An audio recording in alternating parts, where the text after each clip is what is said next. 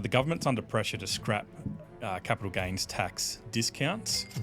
It is something that we've seen in the media recently. So what we're going to look at today is whether this would be beneficial for the property market or where it could actually potentially crash the property market in some ways. The market's unaffordable. First home buyers are struggling to get in. Like, if you look at the trend of first home buyers entering the market, it's decreasing rapidly. Doesn't take a genius to figure out why prices are going up. No. Too many people, not enough houses. Yeah. So let's stop trying to kill off demand in certain sectors and start building supply instead. Yeah. There's a shitload of people coming into the country, and we're not fucking building enough houses. Yeah. So the CGT discount was introduced back in 1999, I believe it was. And it was introduced for a reason, but I swear this debate has been going on since it was introduced. Next, it'll be negative gearing again. 100%. So, look, I think what we need to look at is some of the reasons why. So, firstly, you've got all the people that are going, we need housing prices going up too quick. We need to really push investors out of the market so that it provides more stock for first home buyers and makes the properties more affordable at that price bracket. Yeah. Firstly, I think we need to then closely look at what would happen if we then took more investors out of the market. If you took more investors out of the market, we've already got, less than 1% vacancy rates in a lot of cases, and rents are going up, 10% a year in most cases as well. Yeah. So you look at both of those together and, is it a smart idea or not? And that's the thing. It's like I get the argument because the market's unaffordable. First home buyers are struggling to get in. Like, if you look at the trend of first home buyers entering the market, it's decreasing rapidly. Yeah. So there is a big problem there, but whether the CGT discount is going to do anything or not. But for context, for any listeners who don't know what the CGT discount is, Brad, you want to just run through give them a high level of what it is? So basically, at a high level, if you bought a property worth $500,000 and then in 10 years' time you sold it and it sold at $1 million, you've got a capital gain of $500,000.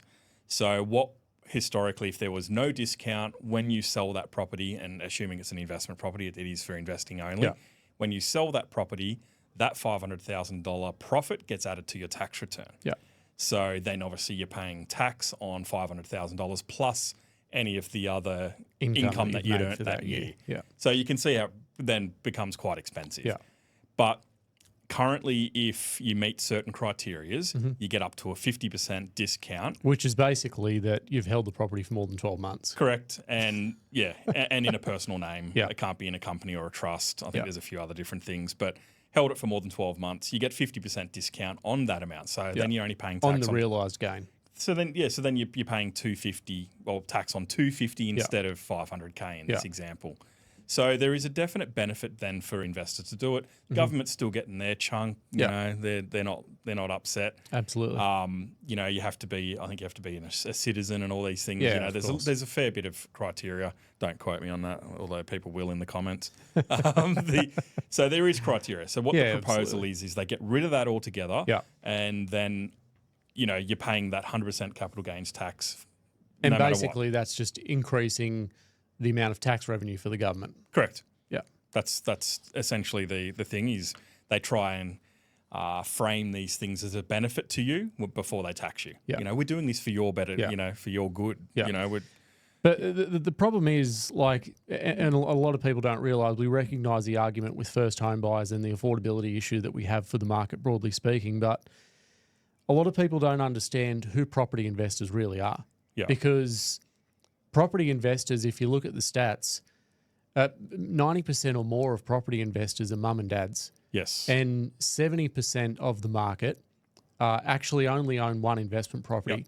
And then I think there's potentially a 9% pool of people who own two properties.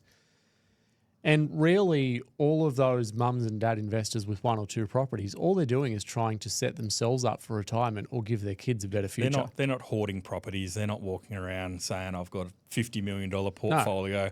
It's literally mum and dad that have bought one property. In a lot of cases, it's their original owner-occupied that they've moved out of. Correct. Made that into an investment property.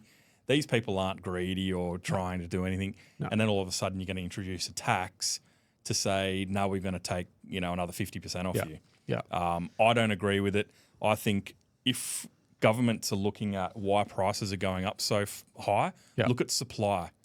You know, don't try and kill the demand in a certain market. 100%. Start looking at the supply instead. So, you know, let's just kill off all the investor demand. Yeah. That's a stupid idea. Because, and that's what a lot of people don't realise. Typically, investors are a little bit more sophisticated with the market overall from, you know, compared to first home buyers because they've been in the market before, they've bought, they understand contracts maybe. But you know, the people, the investors at the top end of the spectrum who own multiple properties or a bigger portfolio, they might take on a little bit more risk, so they might fund developments. Yeah. And so there's more money and more liquidity in a market to incentivize developers to 100%. build stock because investors will go and invest in the stock that they're building. That was the next thing I was going to say. Instead of, you know, hitting investors with a stick and saying go away, push them into a different type of market. Yeah. You know, encourage them to build and retain as rentals. Which is, should there be a complete CGT discount for investors who are incentivizing new supply? There's a lot of things you could do. You know, on a state level, they could discount the GST. Not that they're ever going to do that. There's a lot of things they could do for a new build. You know, reduce stamp duty or I don't know. There's a lot of different things. If you've got ideas, throw them in the comment. Supply, because that's the underlying issue. It is. You need to incentivize these people that want their one or two properties. Yeah. Hey, if we go and build a property or a duplex or whatever, we're going to save X amount by doing so. Yeah. All of a sudden, then there's two more properties in the rental market. Yeah. You're adding supply into the market instead of just taxing people. Because we know that, like, I keep saying it, there's an issue for affordability for people to enter the market, but people need rental properties. Like, people immigrate from overseas or people, you know, migrate from interstate or whatever they're doing. Someone might come from Perth to you know, come and study at Sydney Uni or, you know, go into a medical field and they need sort of temporary accommodation for 12 months or whatever it is. And I know that a lot of this happens with doctors in regional areas. They'll go to a regional area to do their training and then they'll go back to a city or something like that. What happens to those doctors or any professional for that matter who needs to move to an area for 12 months? Like, you need rental properties in a market. And it says here, like, you know, we've summarised some of the pro-reform. People are saying it will, you know, it might cool down the investor demand, slow down the rapid price increases and help first home buyers. I don't think it will. No. Changing a tax won't slow people down. No. Because that's something they have to worry about in 10 years, 20 years, and there'll be 20 different changes between now and then. And I reckon it would be a very hard bill to get passed to tax existing properties that are held. Yeah. I would say that it'd just have to be from a certain point of time. Any investments purchased after this time, the exemption doesn't apply.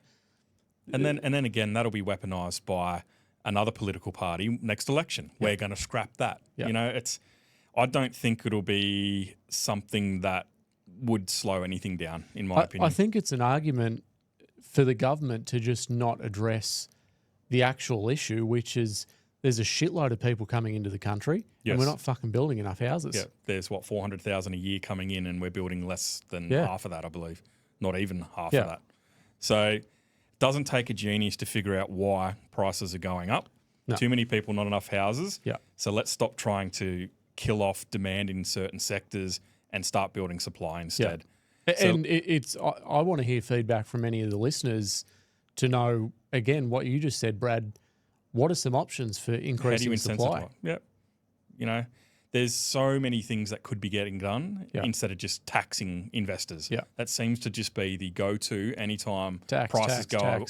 Anytime prices go up, house prices go up, they focus on the investors. Yeah. Have they thought that maybe adding a 5% deposit scheme for first home buyers up to 1.5 million in Sydney might be driving prices as well? Are they going to tax them? You know, I'm not saying it's a bad idea doing these things for first home buyers, but that is really driving that sub 1.5 mil brackets really aggressively. So, and we know that owner-occupiers drive market because investors are. I think it's only around 25% of the Australian market is investment. Yeah. And so you've got majority of the market driven by owner-occupied buyers. And the whole thing that you hear, you know, it's the people go, oh yeah, I got outbid at an auction. The first time I got outbid by an investor. Most of the time investors know a price, they stick to their price, and they sit there on that price. It's Yeah. the first home buyers that get emotional and Yeah. overpay. Yeah. And it's more likely you're actually bidding against another first home buyer. Yeah. You know, and I remember reading some stats around that, and it is the majority of first home buyers are competing against other first home buyers, Yeah. not investors, because investors tap out earlier. So It's one of those things. I think investor takes a bit of a broader approach, especially if you're investing for a long period of time. You know, a property is just a property at the end of the day. There's no one property that's going to be the absolute bee's knees of capital gain over a long term. It's like, yeah, you can find better properties than others, definitely. But investors, they're probably investing for 10 to 20 years. So if they miss out on a property, cool, we'll go to the next one. So yeah, as we said, love to hear what everyone's thoughts are on that. Throw a comment in. If you're listening on Apple or on Spotify, jump on the YouTube channel and throw a comment in there. We do read them all. We no do. matter how terrible some of them are. Yeah. We do read We them. reply to a few. Just don't hurt my feelings again. But we do really read all those. So jump on there and have a look. Yeah. That's pretty much it for this That's week. I think in summary, taxing people to slow down property prices isn't a great idea. No, not at all. All right, that's it. That's Thank it. you. See you on the next one.